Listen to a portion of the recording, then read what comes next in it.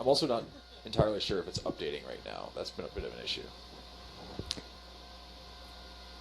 The ROVs descend at a rate of 20 meters a minute, so it only took us about 40 meters to get down here. Minutes. Yeah. Just about 820 meters to the sediment. Losing focus 40 on minutes, the window, not 40 meters. Kind of weird.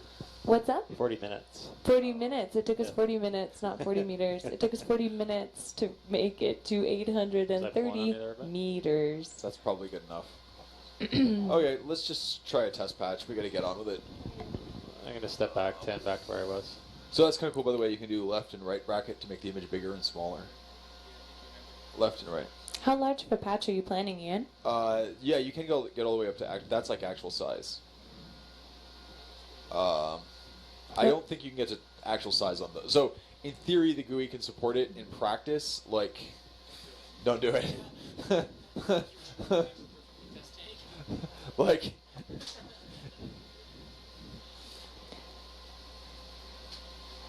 Yeah. So. You want to join us? No, yeah, that's fine.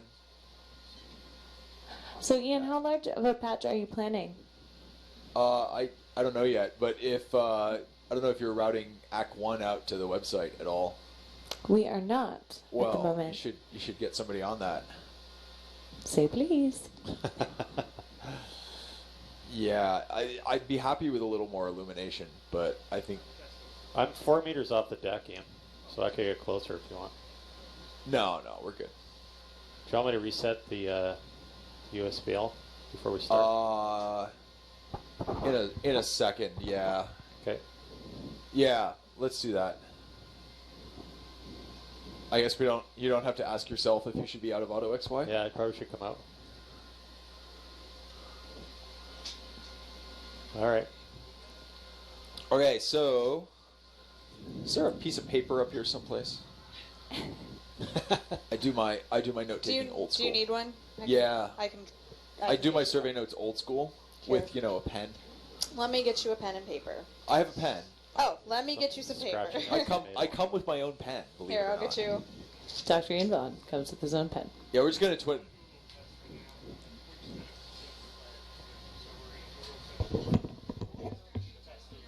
We're roughly, I think we're roughly in here somewhere. Well, you're gonna. This is the bow.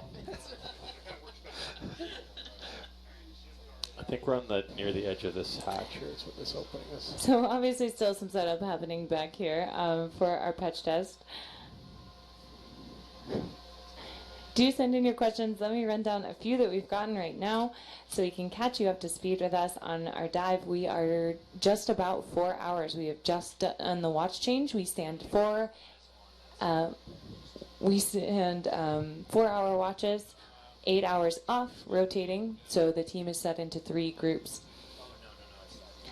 The 4 to 8 led us off in a great way with the exploration and beginning our dive here on Independence, and we will be carrying you for the next 4 hours. The total dive is scheduled for 18 hours, so there's a lot more exploration left to come up ahead.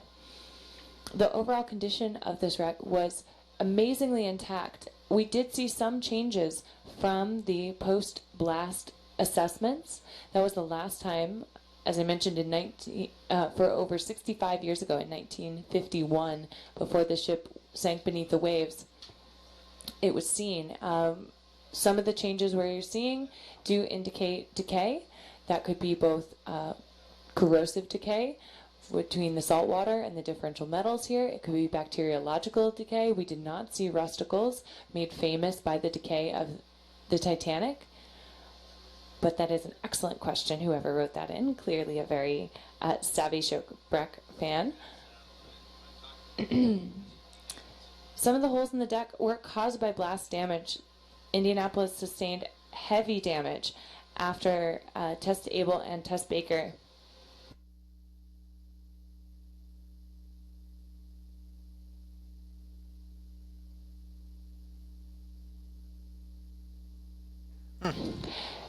We have seen evidence of that same damage from the test blasts. We've also seen some things amazingly intact. The Christmas trees were one of the gems of the exploration. This is a tower that held pressure gauges, air pressure gauges, used to understand how quickly this air from this blast, what force was coming through the field of ships designed for the blast radius in Bikini Atoll.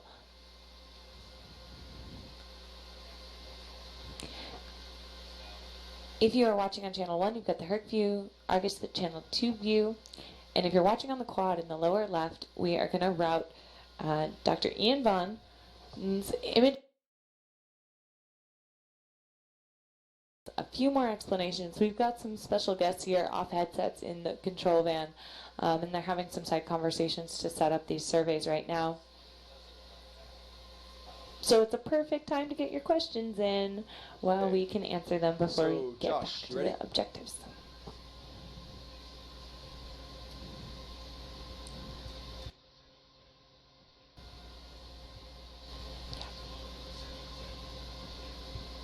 Okay, Josh, you ready?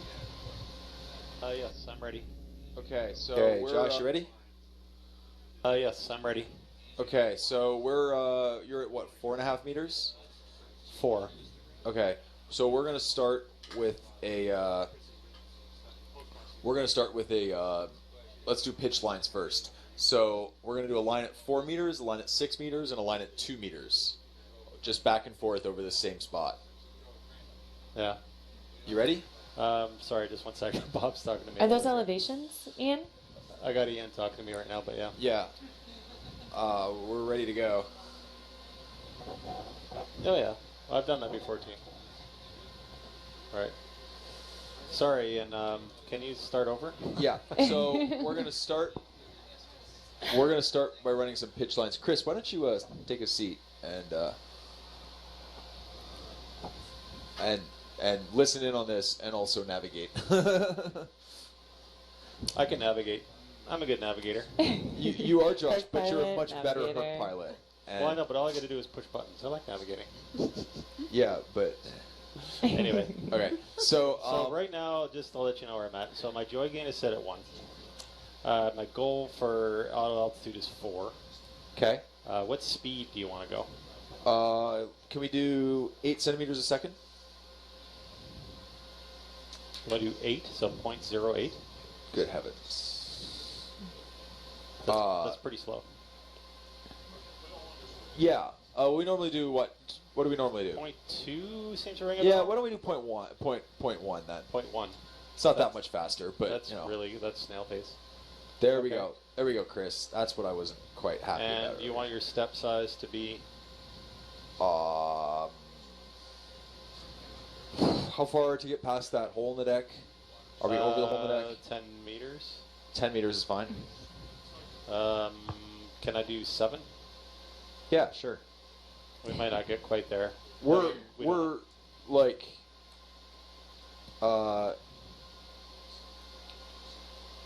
we're doing what's it called? A patch test. Patch so test, like yeah. this is super easy. This Yep. is like shooting from the hip. No big worries. Roger. Okay, so you see 7 meters, you're at 4 meters altitude. The goal is 4, but I'm sitting at about 4.2. Okay, so let's go for it. Let's do this step. Okay. 03, 27. Yep, 7 27, meters. 33. 0.1 velocity. First Goals for joy gains at 1. 0.1. That's meters per second. So 10 centimeters a second. That's right. 0.1 meters per second. 4 meters altitude. So these are our pitch lines. So if you've ever seen us do a multi-beam patch test on Nautilus Live, first of all, I'm sorry. Second of all, it takes like 2 days, and but we keep driving up and down slopes to try to get differences. Are you stepping yet? Or No, I can go anytime. oh, I'm go waiting for on it. you. Yeah, Okay. go for it. We're going. Sorry, I thought I said that. We're stepping. You can see how slow 0.1 is. Oh, interesting. For everyone at home, I would like you to get your rulers out and measure out 10 centimeters. Every second you can step that far down your hallway, and you can know exactly what game speed, the ROVs are marching their way down right now. If you're watching on the quad view, you also can check out the images coming back in from, what is your tool called, Ian? Tell us about it. Okay, so we've got 3 things. Actually, it's hilarious. We're getting exactly the same description happening right behind me in the van. No, so we've got 3 sensors going on right now. We've got the stereo cameras, which you should be able to see on channel 3. Is this going out? Yes, it is. All right, awesome. So if you're watching on the quad, you can see it there. Yep, and we got, these are very similar to the SLRs you might have. We even have the same histograms across the bottom. We're, right, so that's the stereo cameras. You can see the strobes in Herc HD every 3 seconds. Is that your, Josh, is that your line? Sorry, what's that? Is that your line? That's it. Okay, can we come up to 6? Come Or up to 6. 5 maybe? Okay. 5 maybe. I'm at 5 maybe. Are you at 5? Maybe. No, you're not. I'm coming up goals 5. Seems like we're about 0.2 off the goal. Roughly.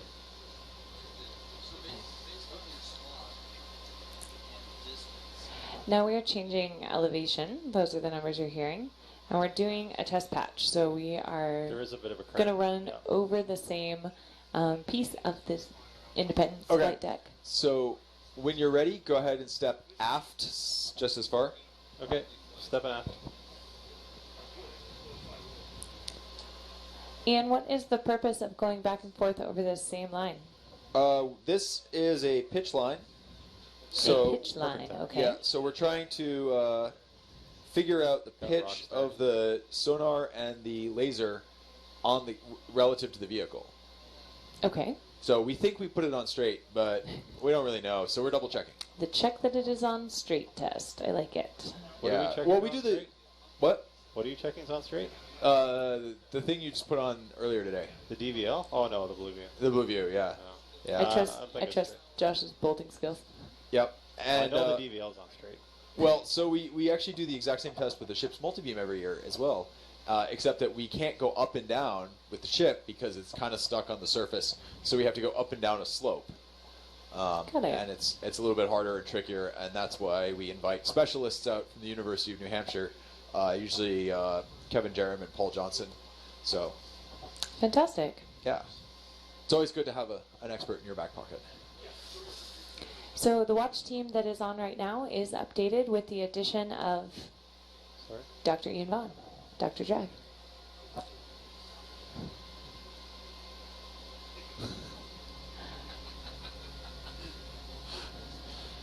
Alright, I think that was the end of that 7 meters, Ian. Okay, so can you come down to 2 meters?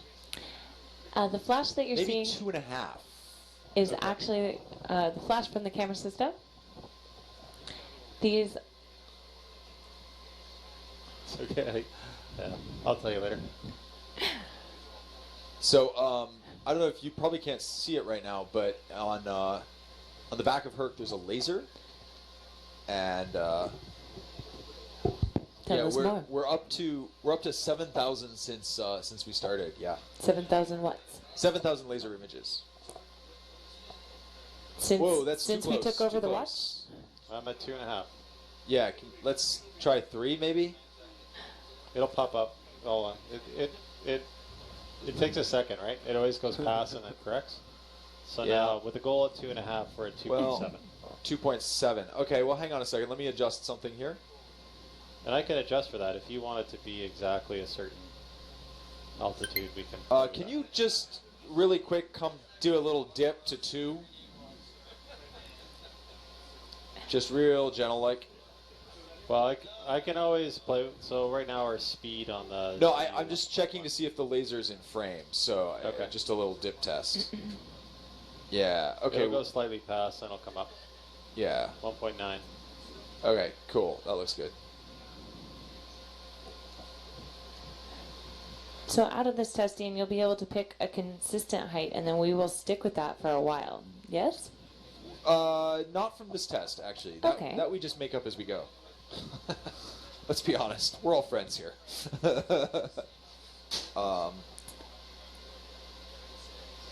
So you don't consistently need the same height off to be able to match the images. We do, but that's not really what this test is about.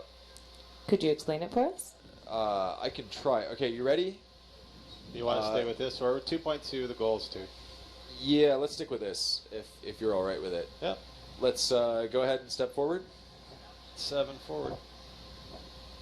3406, 2 meter altitude. So we're driving back and forth with different altitudes because if there is a particular issue we could have that would introduce a range-dependent error. So if you vary the range, you can see if the error varies or not. And so yeah, we're just trying to vary the distance between us and the seafloor and keep mapping the same thing over and over again. So this will be the last line for this. Gotcha. Does that make sense? More sense than before. Making progress. If you have questions for everyone at home, do send them in. Get Ian to explain things better, or again, or differently, or At all. additionally for you. Oh, no. We are at a depth that there is no Never penetrating sunlight. We are almost You at always look inside the... about look at 800 gauges. Oh, meters just so it doesn't freak Okay, out is that all you the- done? Oh, yeah. deep. I can see your line laser in Argus. It's pretty cool. Yep. Josh, is that you done or? That's me done. Okay. Can we? Let me see. What do I want to do next? Can we step back up to 4 meters?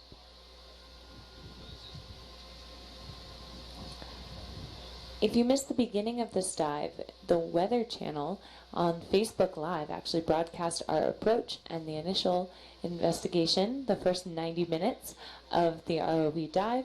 Not yet. We will have highlight videos and photo albums for you out very shortly. By One. tomorrow in our office, our team who work across the 0.1 country meters per are second. out there. Sorry, Megan. Okay, Josh, when you're ready, step right. Call it a meter. Okay, step starboard a meter.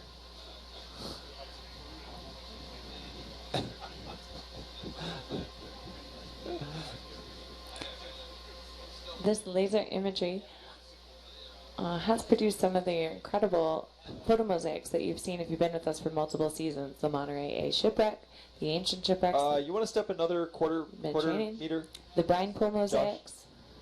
Step a quarter of a meter. Yeah.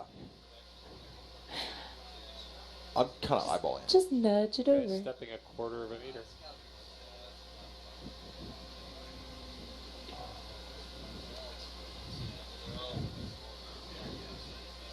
Sorry, taking over your... This dive Okay, cool. Now when you're ready, is go an ahead and step 18-hour dive. aft. We are 4 hours into it, so more than 14 hours of exploration Step left to aft go. 7. Step aft 7. Yep, 7 meters. Okay. Now, although you Step don't see it here, this shipwreck is absolutely covered in life. We've seen some amazing sponges. Ashley, you and I were having a conversation about these sponges, and I know you have the sponge ID book back there. Do you have some clues on what sponges we are seeing? Oh, you caught me. I'm actually looking at the ID book right now. Got so it. We have a bunch of goiter sponges. Goiter sponges. How do you spell that? I think it's Goiter. I could be wrong. I think they're named because of literally leg goiters, like the abscesses that people get on their legs. Ooh. Yeah, so they're the ones that look all bumpy and odd. Okay. So that is, yep, Goiter, goiter sponge. Goiter sponge. Okay. So we've had a lot of white So the- ruffed sponges as well, or ruffle sponges, and those ones look like white ruffles, so they're also easy to remember. Mm-hmm. Let's see, we've had a couple of vase sponges as well, Uh-huh. and I think we've had some trumpet sponges. So They were calling those boot sponges. Are those the same thing? They're no, the same shape, I we've imagine. also had some boot sponges as well, some barrel boot sponges, I believe. Okay. We've had. I'm no sponge expert, doing, Josh? but it looks I like think we're there. we have a pretty astonishing diversity of sponges. Josh? Yeah, I think we're there. And what I find We're there? interesting Okay. is that compared to the Dorothy Whitmore, or the Okay. Whitmore that we were on the other day, Can we? this is a sponge-dominated Where are area we relative versus to the, entirely anemone-dominated wreck that we were surveying the other day. I can't. Okay. Fantastic. Where are we relative to the that hole in the deck? Can you show me that? It's ahead of us and on the right. We It's ahead of also us and on the saw right. a blob Okay, can we sculpin line when up we on were that? looking at the plane earlier. Blob Sculpin, new favorite. Yeah, two favorites of this dive so far, right next to each other, the plane and the blob sculpin.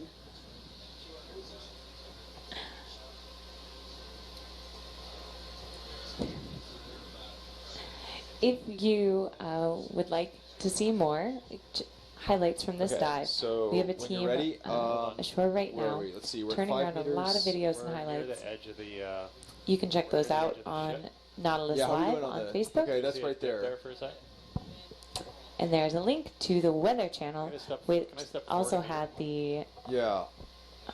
live feed from our initial right approach on the and rounded first hour part of of the ship. investigation Yeah, let's streaming on their Facebook.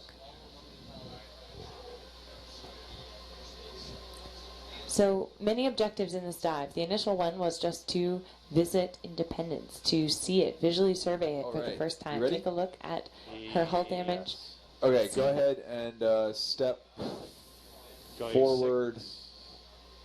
Go forward. I don't know, whatever you think it'll take to get us past a couple of vehicle lengths past that hole. And then if the vehicle dips, what do you want me to do? Just come out of auto altitude and just try and fly? Yeah. That would be good. It's a nice Siphonophore chain and Argus cam right now. That is cool. If you're checking Yeah. out, look in the upper right hand or So- on channel 2. You ready? Go Yeah. for it. Can we move the ship 5 meters towards her? So let me see. That's our roll line. We are doing. I'll try for a 7. Because we're already a meter closer Pitch, roll. I want to do. now. Okay. Next, You we're want going to me do go an for it, X line. Bridge, nav. 5 meters, 165. Okay. I think I know how we Correct. want to do this. Okay, so we're stepping. Yeah? Yep. So we are at 4 meters. The goal's 4. Close enough. So we're 4 meters altitude. All of this is at 10 centimeters a second, right? Yeah. And then we are. This is And we're dropping beams over these little patches. 341. Call it even. This is our X line. So we are now looking at the position of the sonar, left or right on Herc. So you might think we have a CAD model for that, and we do, but we double check it. So,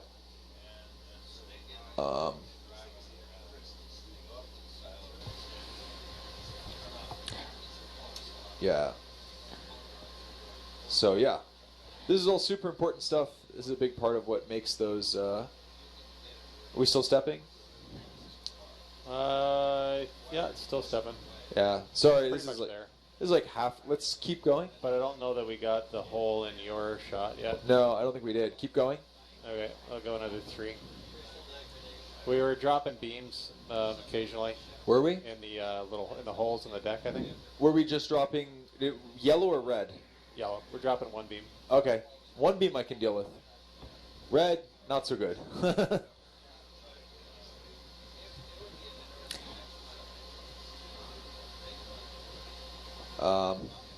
There we go. There's the hole. Keep going. If you're watching on the quad view, that's what we're looking at is the downward facing cameras, and these are actually at the back of Hercules. So that is where this imaging system is actually working from. That's the end there. Oh dear, that's not great. Okay. We have gotten to see a lot of amazing sponges, lots of folks writing in that those were real favorites for them. Backing up. Some of our sponges Keep were going, a keep meter going. wide, meter Keep tall. going. Keep going. Yeah. Sorry, I'm finding it very difficult to hear right I now. know. I know. Stand by.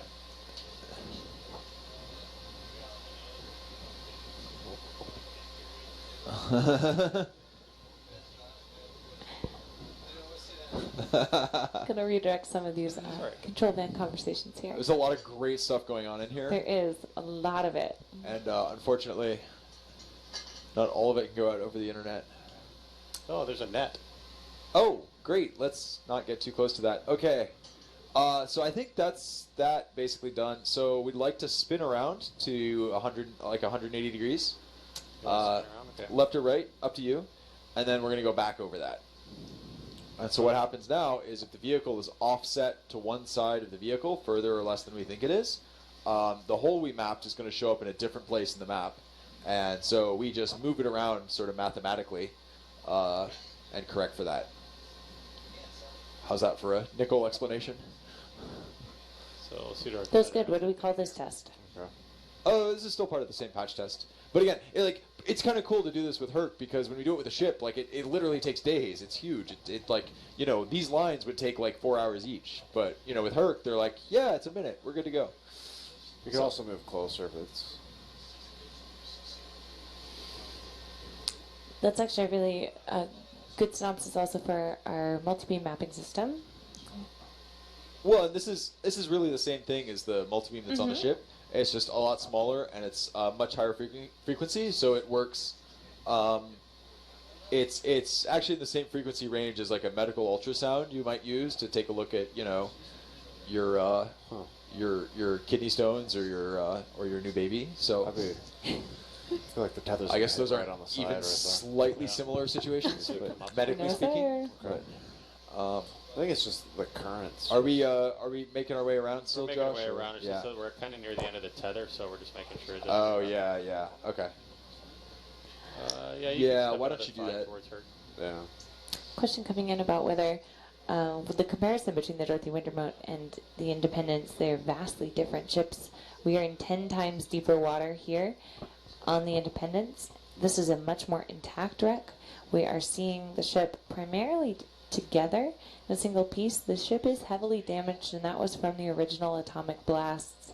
But the Dorothy Wintermote, if you were with us the other night, a cargo freighter that ended up on the rocks at Fish Rocks, held there for 3 days before sinking on the tow back to San Francisco, was entirely destroyed at the bow. Just a real jumbled mess with an intact stern. This is such an exciting piece of World War II history and also local history, an important era of for the California coast and the history of San Francisco, played out here in the history of Independence. You That's good? Pretty close, yeah. All right, go ahead and do your step. You're seeing cross jellies and ctenophores in the water column here. Yeah, there are tons of them all of a sudden. Okay, They've been step kind up of forward. floating by, but they Go seem for to it. seem to be seeing a lot more all of a sudden. They're not highly mobile, so they may be drifting in with some current.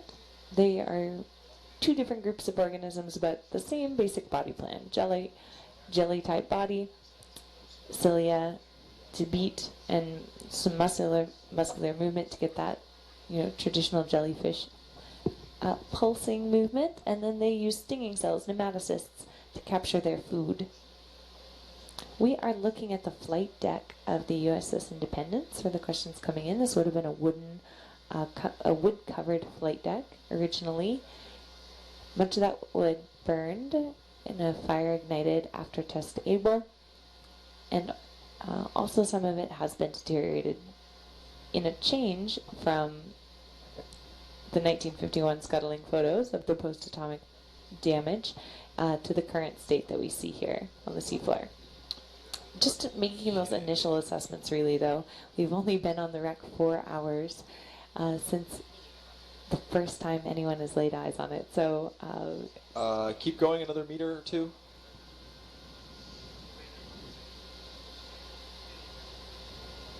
How many meters was that, by the way? 7.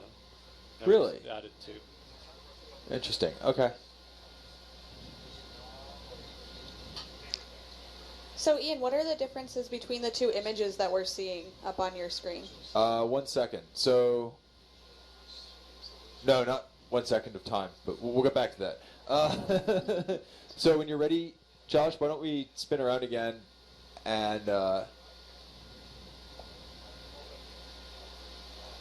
Okay. So you want me to spin back around? yeah.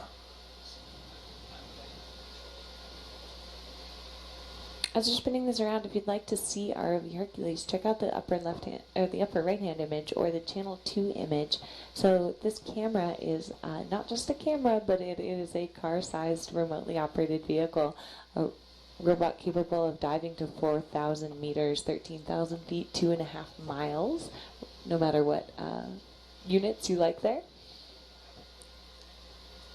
The ROV has manipulator hands, which we later in the dive objectives will be taking some biological samples of growth here on Independence. Okay, so Josh, here's the deal. We're looking to come up probably to the left of this hole, and then center up on it and run sort of perpendicular to the lines that we've been doing. Okay. Yeah, I swear this made sense at some point. Now, this is the way we always do it, but, and by always, I mean like since 2013, so it's not exactly going back very far. But,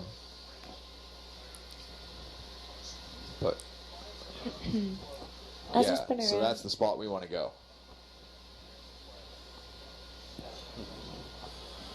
There are some good questions coming in about the ship's history in Operation Crossroads, Stop right over and Yeah, just pick whichever side you think you got more space. We'd like to keep Doppler lock before we cross over the hole, and after we cross over, we're done and it doesn't matter.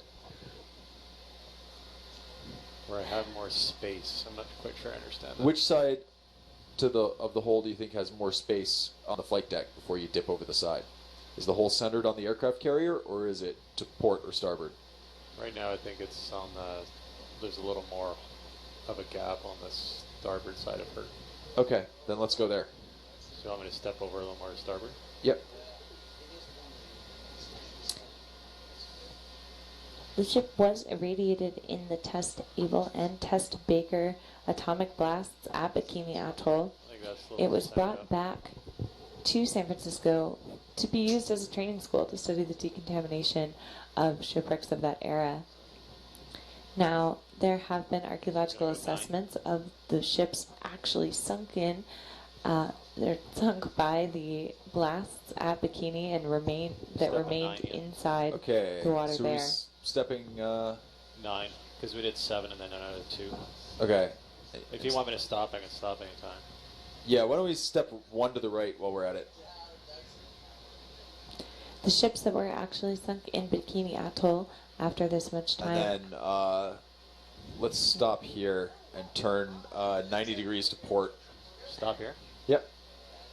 They have been 90 degrees cleared to and are now You got it. sites where scuba divers actively dive inside these ships hold at Bikini Messed Atoll up. as a piece of the history there.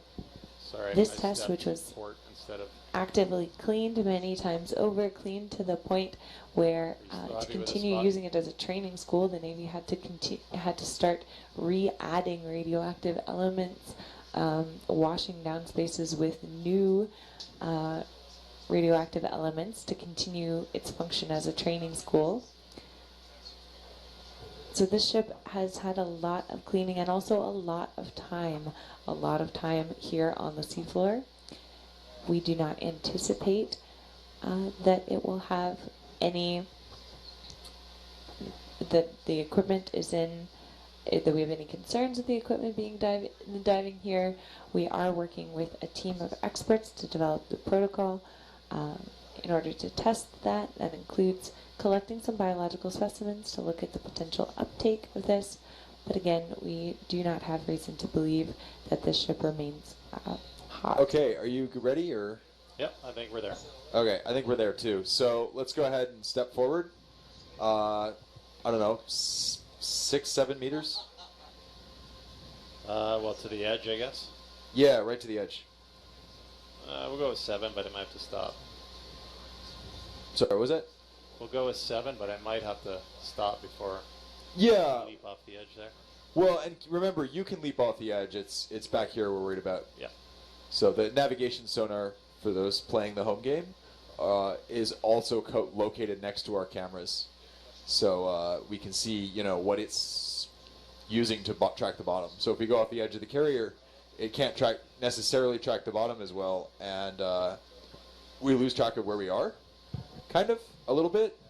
Not too bad, but not great either. So, for these surveys, Hercules' primary method of navigation is really just a slightly more modern version of Dead Reckoning, which has been used by sailing ships since pretty much forever, and was really heavily relied upon, even up until the time the Independence was sailing. Could you explain a little bit more about that navigation software? We just had somebody write in that they understand there isn't GPS, Alright. so how are you maintaining that That was 7. stable That was fix? 7? I think that's it. I We're think about halfway. Herc's about halfway over the edge. Okay. Yeah. No, I'm still back here. Yeah, we can get to that in a second. I think that's done. So somebody should probably find Jim. Yeah. So I'm gonna go ahead and shut this down. So do you have some analysis now Mapping? to check out that mapping test? I have a ton of work to do. Okay. And then yeah. So patch test, then you're going to go analyze this, and then we will come back to mapping later. That's We what will. I'm hearing. Yeah, I have to do a little work about this. Okay. Yeah. No. So anyway. Yeah, no. Awesome. Is that the only perpendicular run you want to do?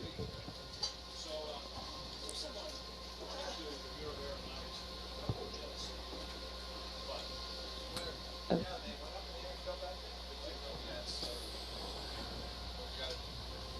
All right, we've got the team trading in, trading out. You hear it. Dr. Ian Vaughn has gotten all the test data that he needs. He's going to run that.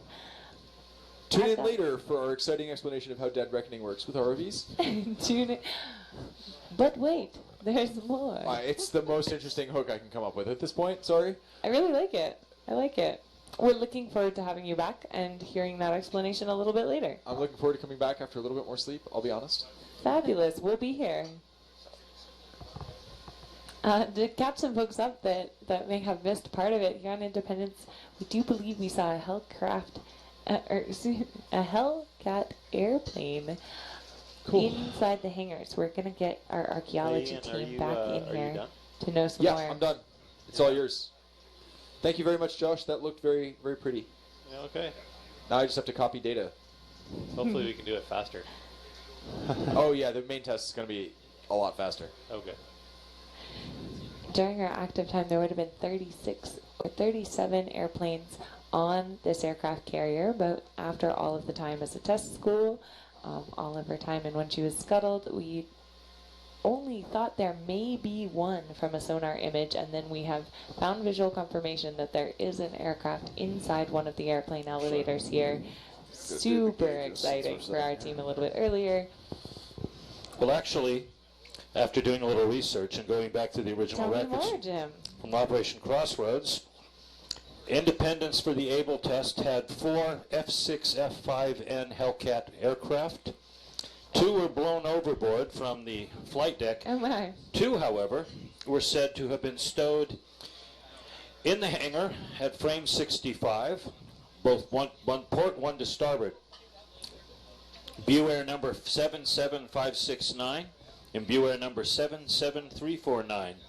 Both were badly damaged, wings damaged, and the fuselages broke aft of the cockpit, just as we saw with our aircraft down there. And, are you ready for this? According to the records, both aircraft jettisoned after the tests. However, what the record says in writing sometimes is not what we find physically. So one of those aircraft, I suspect, is either 77569 or it's 77349. So that's the power of archaeology. Sometimes you find something that the written record says is so, and it isn't. Ooh. Fantastic. Thank you. We did not actually have to go into a cargo bay to see that airplane. It was in the airplane elevator, which is one of these big depressions, much larger than the depressions you're currently seeing. There's a thorny head. Hello, fish. Depressions on the deck here on Independence. We are sitting in the control van, which is up on top of the ROV.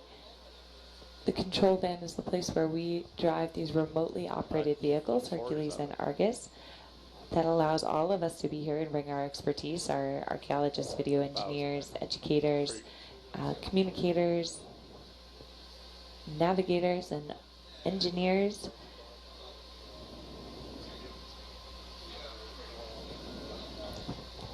Okay. Only a couple people fit inside human-occupied vehicles. There's a net that I just found, which is there. I think I'm. We really appreciate everyone who's out with us, exploring this live and witnessing this moment of history. We've had lots of schools with us, lots of teachers with us, lots of young explorers. I know Lennox, a 6-year-old explorer, is watching with us and sending in great questions. Lots of folks all around So the ROV world. team, Yes. are we ready to do some exploration? Absolutely. Yes, sir. Thank you, Jim. Okay. So I see that we are hovering over flight deck. I was finding the leading edge here because I Right, compared so- their bearings. So we're at the bow and Near looks. the bow, I believe. Yeah. So we're at the forward port edge of the flight deck. It looks like. So let's make our way to the center line, if you don't mind, here on this leading edge of this flight deck, and then turn to the right and proceed along the bow. Let's just do a detailed characterization of the bow. Maybe the first thing to do would be to just carefully move along that edge of that flight deck, and then take a careful inspection of the bow structure below it, those gun tubs, the Christmas tree, and then all the gear forward for handling anchors. Okay, so you want me to follow this line? Turn right, Oh, you want me to turn right? keep turning. Okay. Let me just get back in that proper position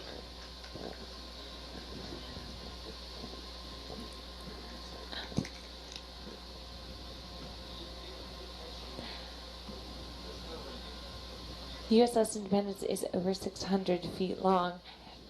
We have moved our way down one side and up onto the flight deck, conducted that patch test to calibrate the mapping system that we'll be coming back to. That's another one of our major objectives of this dive.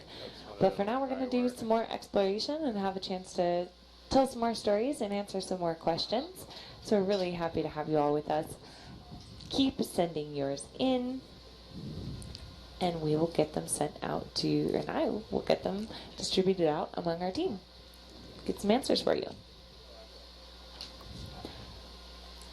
Such as, Jim, what type of wood was on the flight deck? Douglas fir. Why Douglas fir? Inexpensive, large, solid pieces, used in shipbuilding, easily replaced. Come on. Fantastic. There we go. Yeah, going down a little bit. Yeah, we're like right above you right now. Yeah. Just keep coming down. Googly Eye Stubby Squid is at least a few hundred miles away, but he certainly could be here at any moment. So thanks for that comment coming in. Googly Eye Stubby Squid could live at this depth and in this part of California.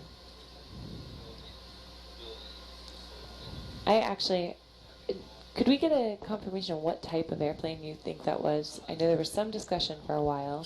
Are Hellcat fighters and Hellcat divers the That same is the thing? Christmas tree, yes. So the aircraft that we spotted in the hangar appears, it was identified at the time as most likely being a Hellcat.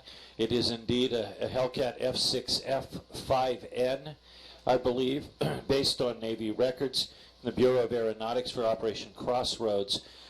4 of these aircraft were placed on board Independence for test able. 2 on the flight deck were blown overboard by the blast.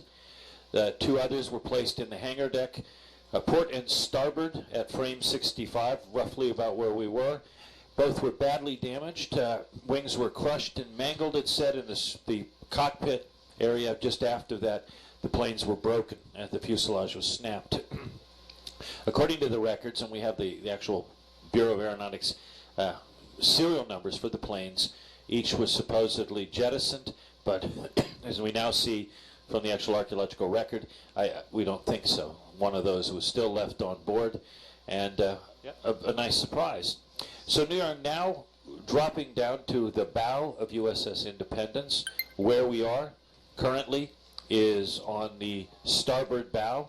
You can see the very tip of the bow coming up into position. You see some damage, some dishing, some damage there to the hull. You see the anchor cable or chain coming down, draped across the deck and in position as Independence was when she was moored as an atomic target at Bikini Atoll. The anchors would have been removed and she would have been shackled to large 10-ton concrete blocks, mooring blocks, which would have been left in place. These chains would have been cut or unshackled, and then she was taken by tow.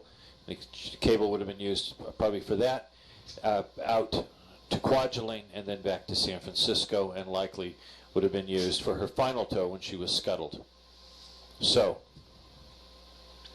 guys, let's just pause here for a second. Let's get some screen captures. We see a variety of equipment here forward on the bow. This is just incredible. I'm so impressed getting to be part of this.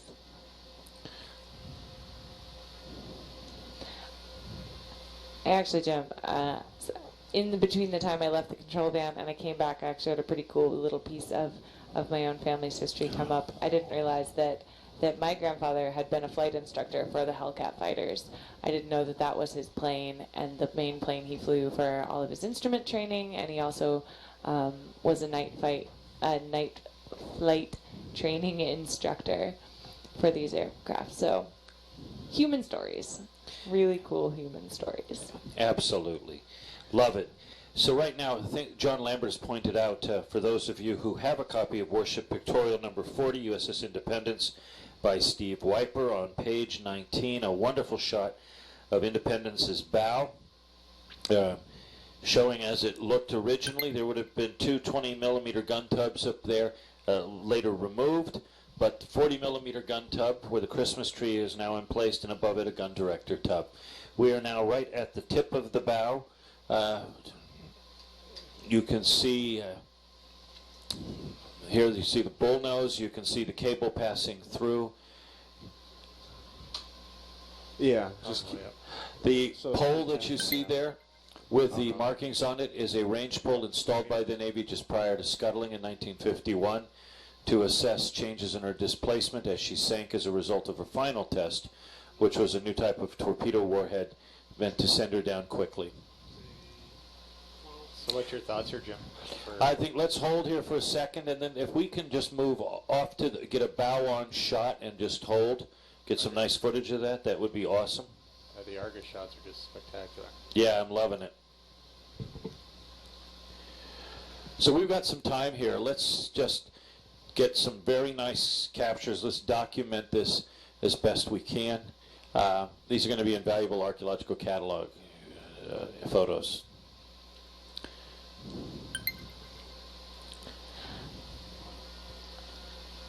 Some questions coming in. Let me make sure I have these numbers right, Jim. About the distance Independence was from the tests. She was 560 yards from the detonation of Test Able. Supposedly that's the number they gave, about 700 yards from the center of the detonation, which is 510 feet above the surface of the lagoon. All right. And how far was she from the center of the underwater detonation of Tess Baker? If I remember correctly, 1,340 yards. Quite close. What was the size? I remember from your other talk, you're talking about this massive wave that detonation caused. The first atomic tsunami wave from Tess Baker was reported to be 94 or 96 feet high. It was one of about 12 that diminished over time as the blast punched out of the lagoon. According to measurements, about 1 million cubic tons of seawater and coral were ejected by the Baker blast. The bomb was suspended in a caisson 90 feet below a landing ship, detonated electronically. It scooped out a crater. It lifted all of that into the sky, about 6,000 feet in a mushroom column. It was about 900, maybe 1,000 feet across, with a solid core. in the middle of superheated gases from the detonation. It immediately formed a vast vapor cloud of condensation known as a Wilson cloud, which then itself moved away, and then a radioactive fallout as the column collapsed. And this is just basically whoop and down. Many of the images people see are slow motion. But that superheated blast of steam and water and ejected material, all of it radioactive, penetrated nearly every compartment in most of the target ships.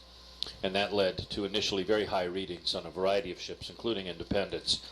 But those readings began to diminish, particularly given that the radioactive seawater very quickly began to calm down and was diluted by fresh seawater coming into the lagoon. And the induced radiation of the steel itself had a 7-year It's all on or half-life. off. I messed around with it earlier, and like, That yeah, looks pretty cool right there. we can leave it like that. Yeah. Hold. Actually, that looks. Hold the ROV. Roger. Put that one back on, I think.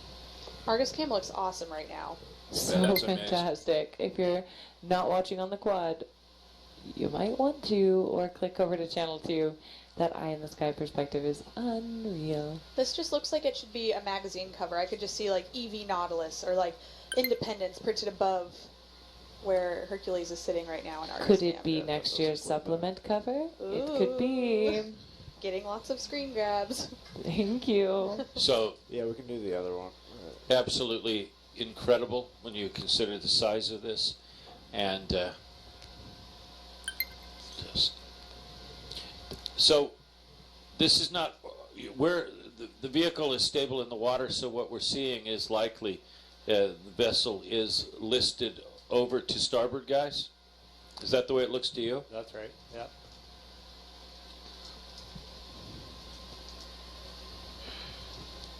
Thank you for all these great The comments. ROV is perfectly level. So I'm wondering, given the damage we're seeing at the bow, if that's blast damage from the underwater test, or if she actually that happened when she hit the bottom. Hard to say, but there is damage there. Are you feeling like you're seeing more damage here than at the stern? Like she may have come down bow first? Well, I think she may have come down bow first. The damage at the stern is all consistent with what we were seeing in the documentation of the able burst damage, which occurred off of that port quarter.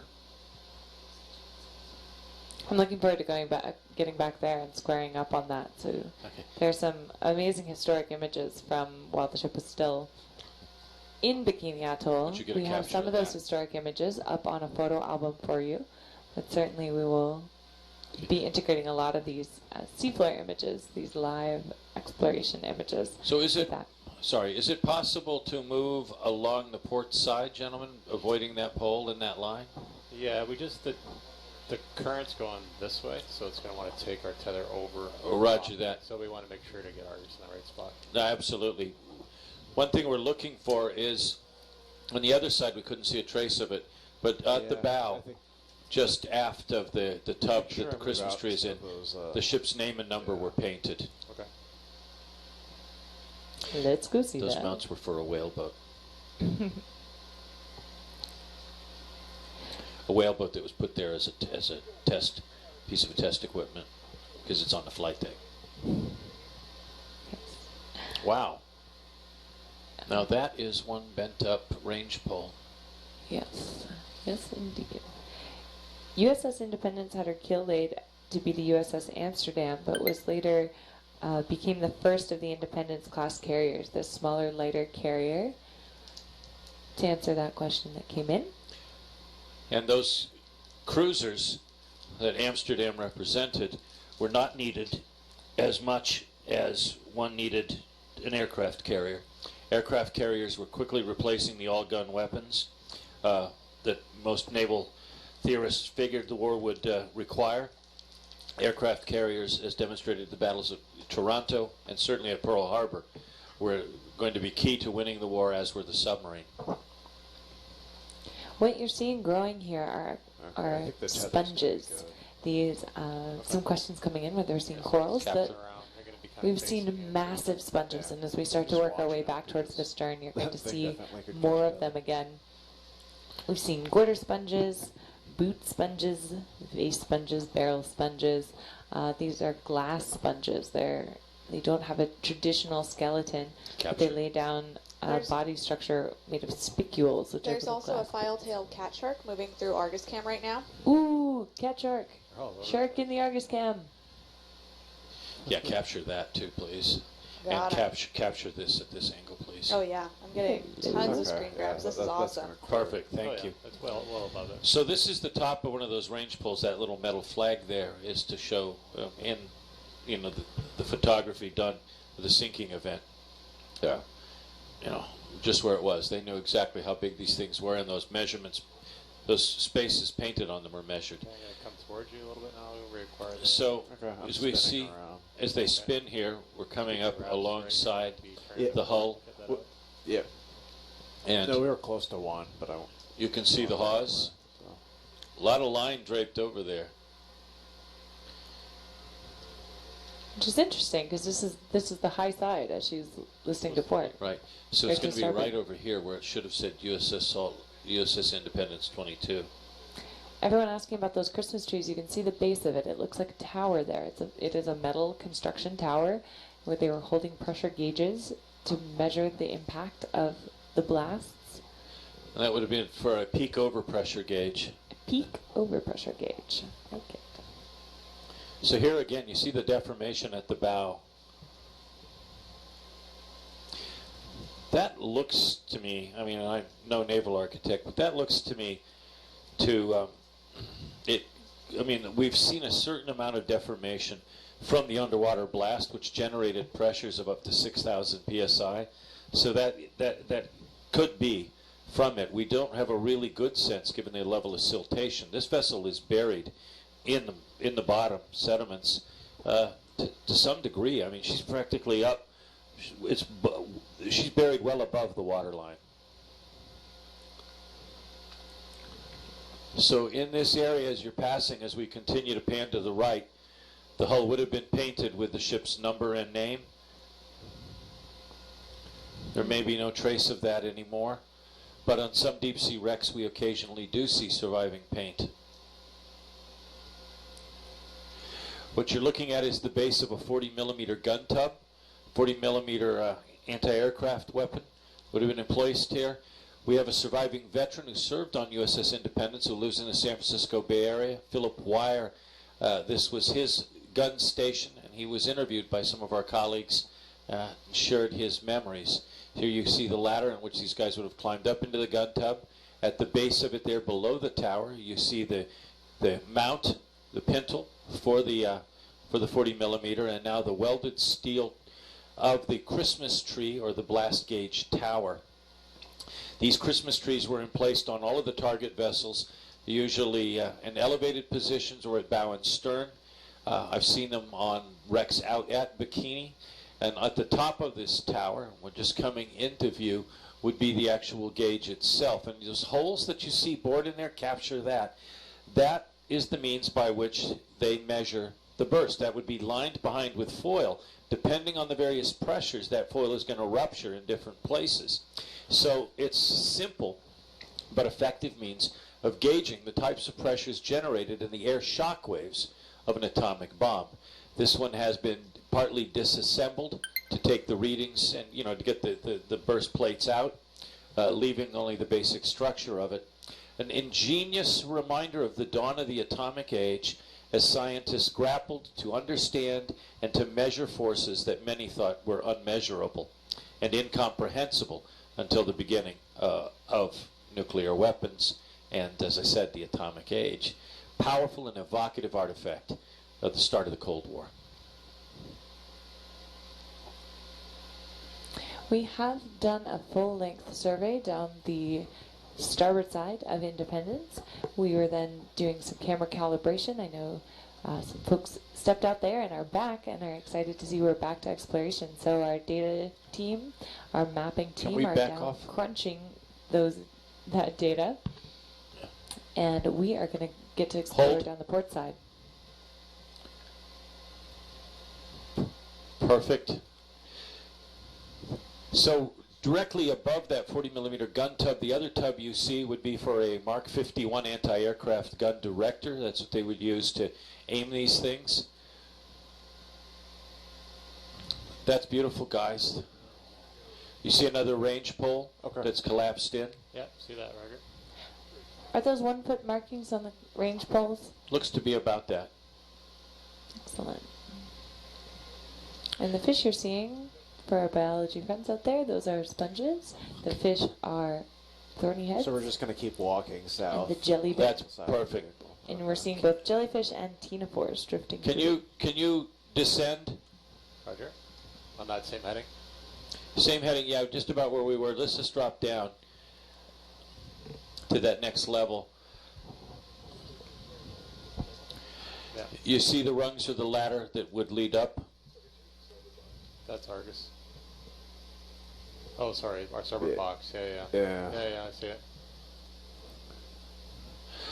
Okay, if you can just quickly pan to the right. Yep.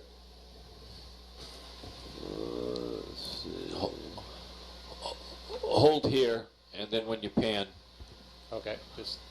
Understood. Yeah, to the right. To the right. Because there should be a hatch there with dogs. Look at Very that. close to the Yes. flight deck on the. Understood. to the right there. If you want to back up a little bit, what I'm just trying to do is get a look at that hatch. Just gonna slide to the left, a little Perfect. bit as I turn. No, that's all good. I'm a very happy guy. Just there you see a hatch with one dog. See that? The others are up. Wouldn't take much to open that door. And here we go, looking down here at the bow. You see just past these bits and that chalk. Look at that. That does look like, you know, that's right. That does look like impact, doesn't it? So maybe she went in bow first at the end? Maybe. That's so neat. Huh. That's pretty serious. Let's. You can see it.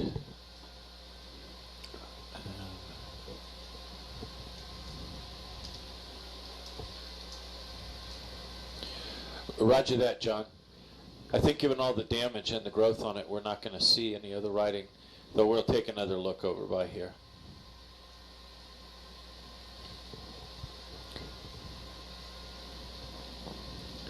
More of those thorny heads. You see some crabs there. But what we're really looking at is this tear in. The tear in the bow, right here by, you see the rungs there? That's likely a boarding ladder welded alongside Sitting on the the ship. bottom there. How about the hand wheels back behind? Any guess what those what system those may have been for? I've seen those in the past on other ships that are access the steam lines for windlasses and for chain. Can have a look at it, maybe. I don't know. Makes a lot of sense. There is something sitting on the seafloor just to my right. I'm not quite sure what it is, but Okay, piece of the wreckage. roger that. Let's back up a little, if you can.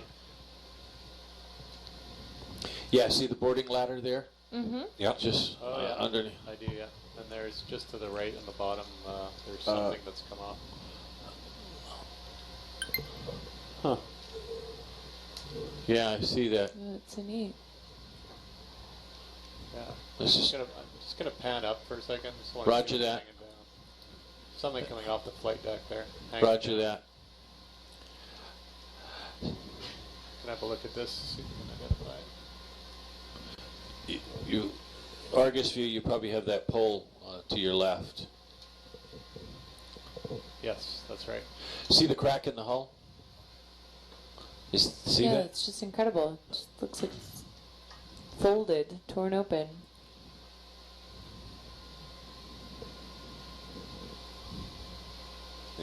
We're thinking that this is likely from the impact with the seafloor, as this wasn't a piece at the bottom of the record of the atomic damage. Certainly, that kind of damage to a ship would have made it a lot more difficult to tow back across the Pacific Ocean and use in its role as a testing school here. Okay, so after we've got some good captures of this, Okay. let's just move over towards that crack. I want to inspect that. Roger.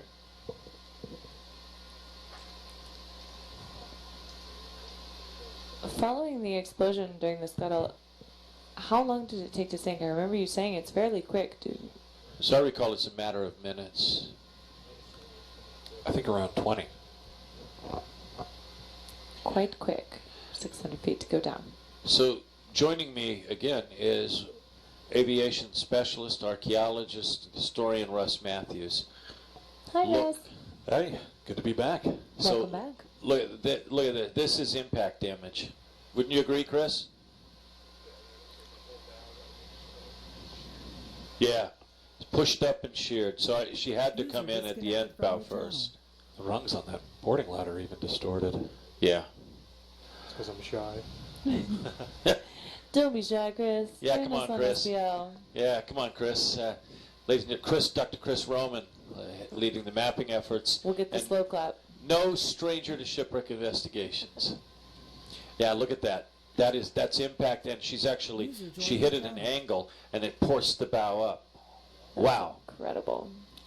unbelievable. The amount of force inherent in the atomic bomb itself, and the post test, the scuttling. All of this is the sort of things that we look at when we examine these shipwrecks. The transition from a floating fighting warship to an atomic target to a radiological safety defense laboratory, safety school and defense laboratory, to a ship scuttled to test a new weapon, and to what's ultimately now an artificial reef and a habitat for marine life in a national marine sanctuary. All of that is what we're documenting in this detailed scientific examination and visual mapping of the former USS Independence. So in this area, if you continue to pan to the left carefully, this is an area where we would have had the name painted.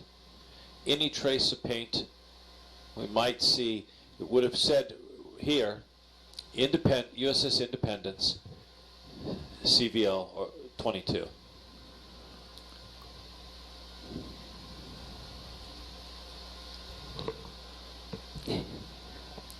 No such luck. Parachuting squat Just lobster. really not seeing any sign of it. Yeah, but look at that. You see more of the deformation there, just Yeah. below that. Barely. Wow, look at that. What speed would the ship have reached coming to the seafloor? Good question. I Whoever don't sent know. that in. I don't know. But it wouldn't necessarily be a question of speed. It's the amount of mass coming down on a more narrow point, rather than just plowing into the seabed, uniformly. Looks to me like we know from historical photographs that the Navy shot when they scuttled her, that she rolled over to one side and then went down. We figured that she'd initially gone down by the stern, but it looks instead that what she did is settled by the bow, and striking at an angle, that bow dug into the seabed quite a bit, and that's probably why we're seeing the burial too. If she would have plowed into the bottom, much like Titanic did, and there's bending and distortion at Titanic's bow, where she also, striking the seabed, bent and the hull began to break. And that would have resulted in the distortion as well that you see here on this platform. Chris, I'm so glad you've decided to stop being shy, because I have a perfect question from a viewer for you. As today's technology is all moving towards wireless, why do our ROVs still need cables? Well, a couple issues there. Hannah. One is that light, as visible light, travels reasonably well through seawater, but only say even well is 50 meters, 100 meters for blue. Most other things on the electromagnetic spectrum, microwave, ultraviolet, infrared, Wi-Fi, anything that's another sort of electromagnetic wave, really does not go anywhere through water. It's basically gone, converted to heat within millimeters or centimeters. So you're not going to get GPS reception, say, more than a centimeter of water, is it? And it's done. So wireless is not going to work. Your next best bet is acoustics. You can send sound quite far through the water, but Move forward if you can. you're not going to send the amount of data that we're using right now through the water acoustically. So you can do acoustics through water. There are acoustic modems out there. We use them on vehicles tracking systems to exchange small bits of information, but it's basically like going back to mid-90s terrible dial-up. It is really pretty awful in terms of throughput. So that leads you to cables. And Hannah. Cables, you have copper cables and fiber cables. Thank you.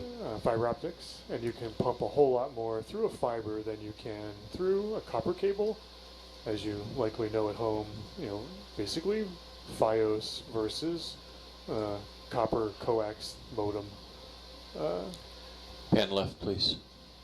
So for all we want to see, the quickest way to get information back is still through a fiber optic cable.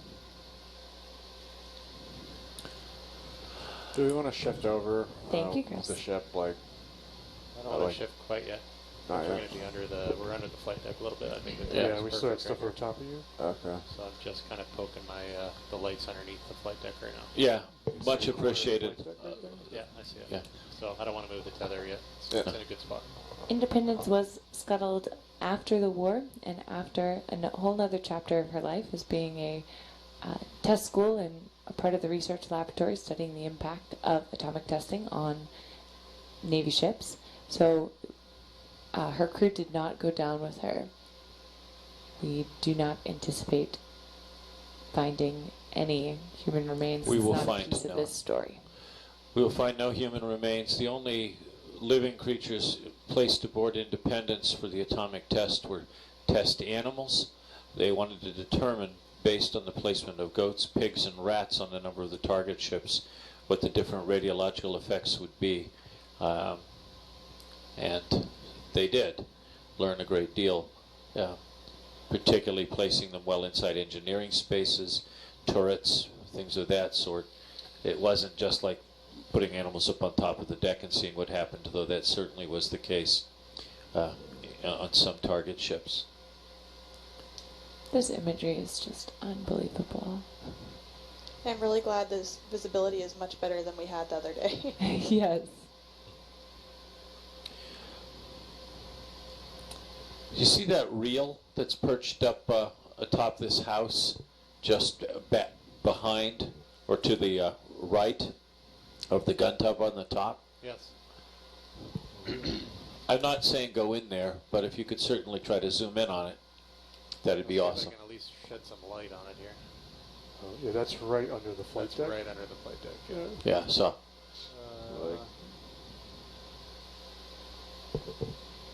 There's a little notch in the front center of the flight deck, and that's right under the notch.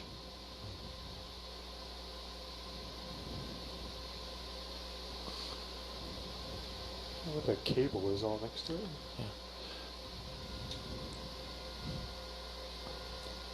What would that cable be? Looks I think like I it's- noticed actually the reel. You could see it from above the flight on the Yeah, flight you deck. can There see was a it. hole. You can actually see it. Looks like Could it be a hose? It looks Looks like like it's a line. braided. You can see a twist to it. Right. It's definitely some kind of cable. this is cable that's stowed there. So John Lambert is going through the photos ashore. Folks, John Lambert is a historian for the CVL 22 Association and author of the encyclopedic history, pictorial history of USS Independence. He's saying that the hull damage that we're seeing is not present in the pre-scuttle photos, which I concur with. Last photo of the ship on the surface has her bow pointed up skyward as she slipped under stern first. But while she went down stern first in the photos, on that plunge to the bottom, looks like she leveled flat and then went bow low, striking at the bow at impact. You happy with that, Jim? Thank you, John. You happy with that shot? I'm very happy. We can get out of here. Get it back away.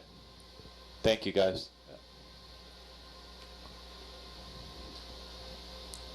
230 heads sitting there next to that set of cable. So as you reposition, I know I have you on one side of the bow. Is it possible to go to the other side of the bow? Yeah. Okay. Do I have to do a ship move? We'll to have get- to move the ship. Well, if we're going to move the ship, So the challenge that we're faced with is, I got the current coming up behind the vehicle right now, which is pushing the tether over top. So we want to stay, when we're on this side, we want to stay stretched a little further away from. Right. That's why Argus is so far off. Yeah, and then on the other side, we can be a little closer with Argus because the tether is then being pulled away from the ship. Well, you guys are driving.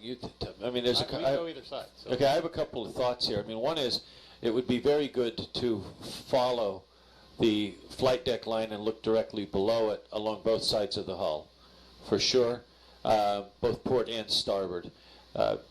It's also going to be good, wherever we feel safe in doing so, to look at the interface of the hull with the seabed. The other thing that I'm interested in is going to be ultimately taking a closer look in the various spots at the flight deck level where the blast took off the doors and gives us visual access into the hangar. So with that big shopping list for the next couple of hours, gentlemen, I leave it to you as to how we want to lay this out and where to go.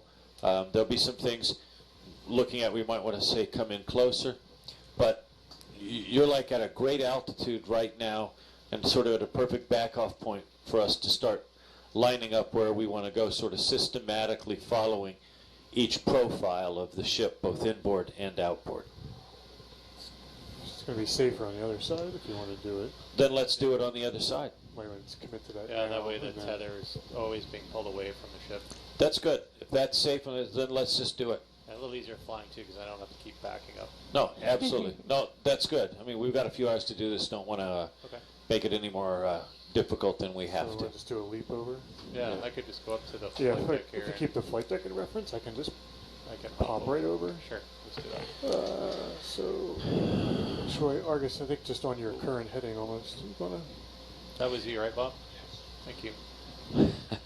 So for those of you watching, this is the forward edge of the flight deck of USS Independence. It's 65 right now. We're at the area where aircraft projected by catapults would have left this deck and proceeded off into action. 20 meters over. Okay. Could you tell us more about the catapults? I was really interested just listening earlier, and I think our viewers are interested as well. This is not a long deck to get a running start at as an airplane. No, it's not, and you need to build up flying speed in a hurry. Otherwise, the plane is going to settle and go right into the water, which did happen on occasion.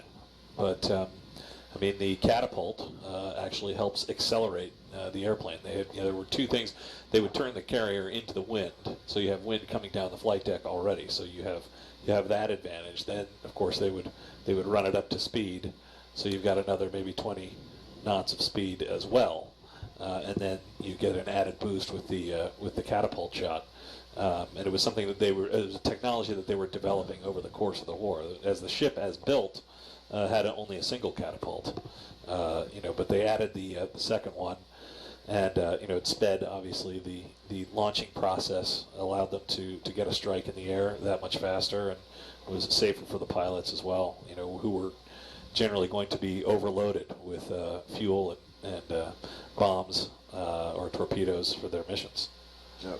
I think our viewers are seeing like a cantilevered thing throwing a plane in the air. Is that the right vision that they should have for a catapult? No, it's not like a medieval, trebuchet or something. Okay. That should be exciting. There's That would be exciting. There's a slotted track that runs down, the length of the flight deck, and there's like a shuttle that the plane is hooked onto, and then is pulled forward along the deck.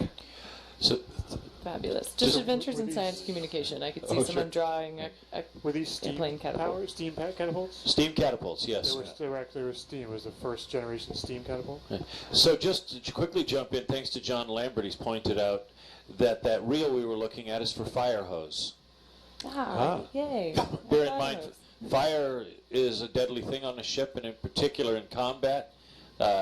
Exploding ordnance, gasoline spilled, aircraft crashes, as well as bombing, all of which are going to require firefighting. We have hose reel, and we will see, as we continue our survey, fire hose in a few spots. I thought I did actually see some at one point on the bow, I thought. Well, that was a real danger, and with these straight-decked carriers, when you're recovering your aircraft, that you have to spot them up forward. So they're just all parked, stacked in the front of the ship.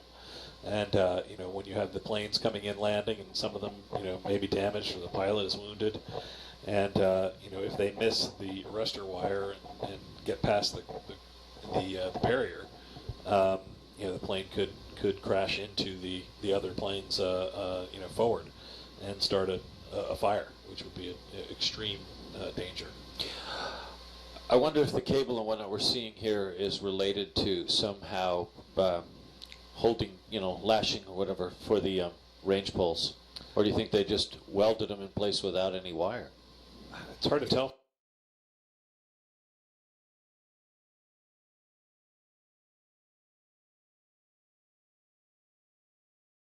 from the photos. They didn't look like they had guide. They didn't seem to be wired on the photos. No, they don't. And I guess that pipe, that's why going down, that's why it would fold and bend like it did. So who knows why all the line is here? Okay, we need to keep going. Yeah. Well, you'll be swinging a little bit still. But What'd you say? you'll keep swinging a wee bit more, but yeah, we should move a bit. Oh, yeah. While we're over the catapults and we were discussing them, I just wanted to share a story. I was told by a veteran TBF pilot who actually sailed on a sister ship of the Independence. He was on the cab at CVL 28 and was preparing for a strike. They'd actually launched We spin around the face. everyone else but him. He was the last one waiting on the cat. Starboard. And the ship came under attack and had to take evasive action. So he was left sitting in his aircraft, helpless, while the ship was maneuvering. And this was the first time that the ships had come under attack by kamikazes. And one of them came in, and it came in and passed over him so low Actually, yeah, I guess that makes that more it sense. knocked the propeller off the front of his plane and then impacted in the forward port gun gallery, the 40 millimeter mounts, wiped out the crews there. And he said the next thing he knew, he was in the midst of an inferno. There was gasoline and fire raging all around his plane, and he was able to climb out and yell to his crew to jump for it, and they got to cover. And there are photographs, after the action of his plane sitting there on the left cat with no propeller on it. It's just incredible what these men went through in these ships. Russ, how did you initially become interested in this period of history?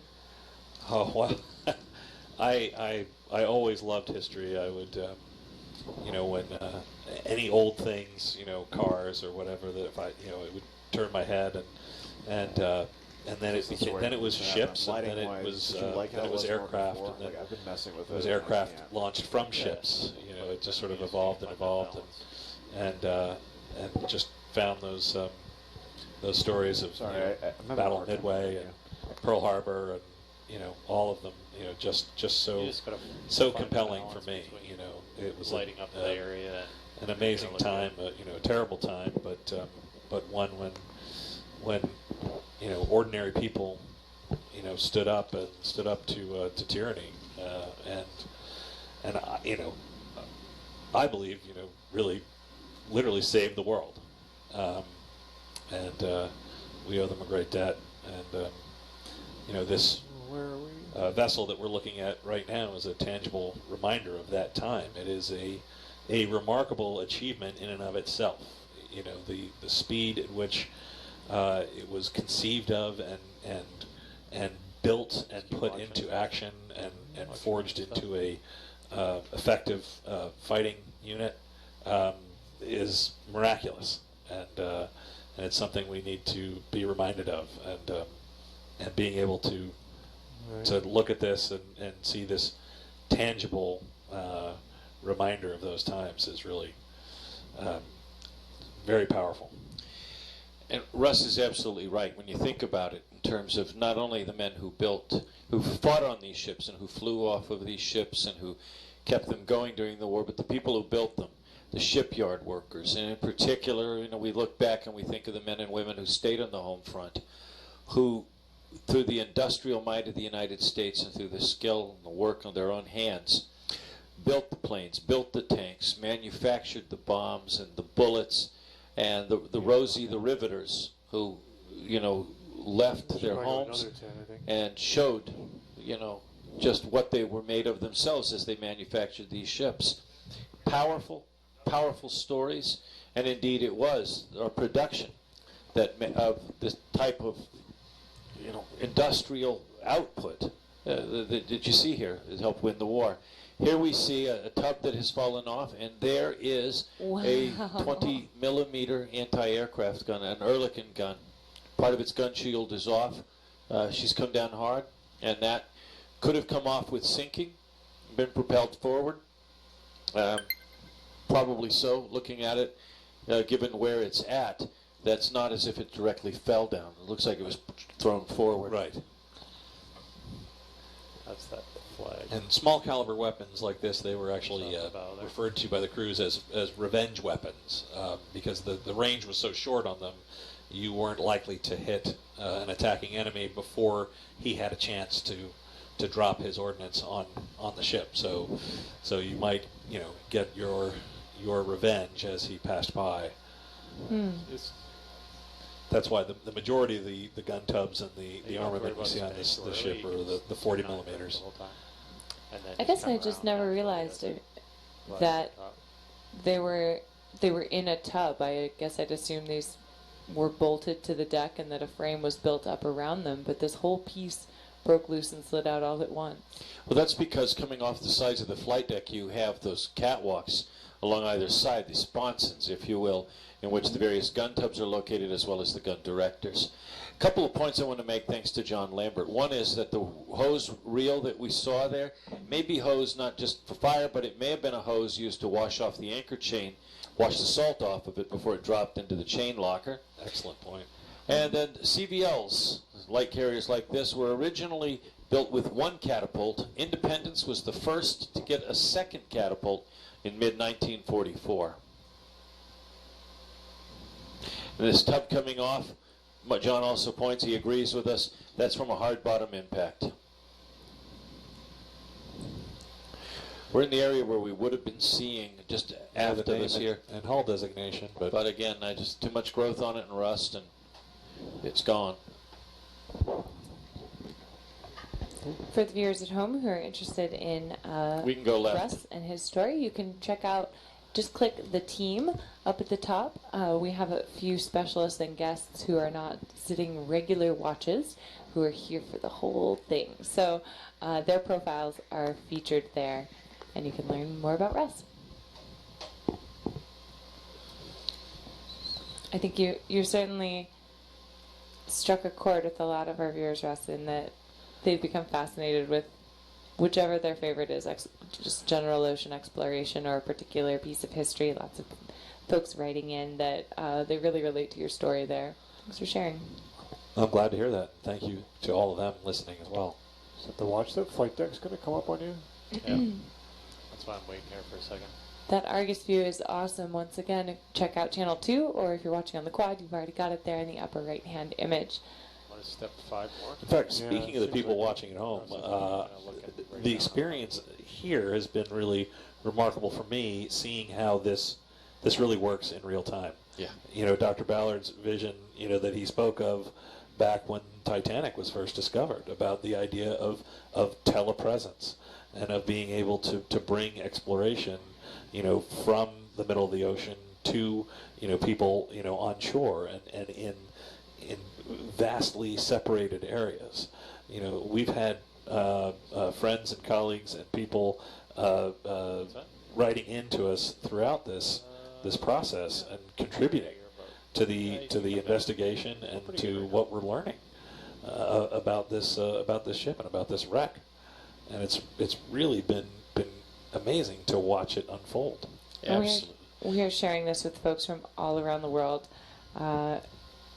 When we're ready, I can list all the countries, but I think we've got about 36 different countries with us right now. So just jump in rather quickly here. We're at the same spot on the other beam, that is over on the starboard side, and we're now on the port side. We have hull damage here, just as we had on the other side. Again, indication that at the last moment, Independence struck the seabed, moving forward and by the bow and at an angle sufficient to bend survey, now part of NOAA. We're in the midst of getting that back to the Navy, having just discovered it in a back room with its property tag still on it from 1946. Was one of the ship's screws also preserved? One of the ship's screws. Well, Prince Eugen went out to Bikini without her crew, towed over, was deployed for both tests. Abel and Baker was irradiated, brought to Kwajalein, and there.